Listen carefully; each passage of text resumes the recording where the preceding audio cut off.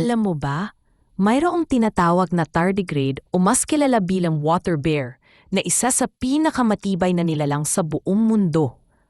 Ang maliliit na hayop na ito na halos kasing laki lang ng tuldok ay kayang mabuhay sa matinding init, lamig at radiation kahit pa sa vacuum ng outer space.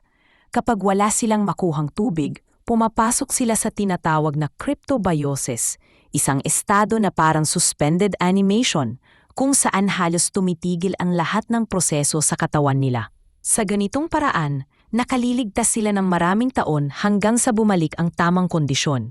Sa katunayan, may mga tardigrade na nabuhay pa rin matapos ma-expose sa vacuum ng kalawakan at sobrang radiation. Ang kanilang kakayahan ay nagbibigay inspirasyon sa mga siyentipiko na mag-research kung paano natin mapapahaba ang buhay o makaligtas sa matinding kondisyon sa hinaharap. Minsan, sa maliliit na nilalang, nakatago ang pinakamalalaking sikreto ng siyensya. Ngayon, alam mo na, huwag kalimutang mag-like at i-share ang video na ito. Hanggang sa muli, paalam!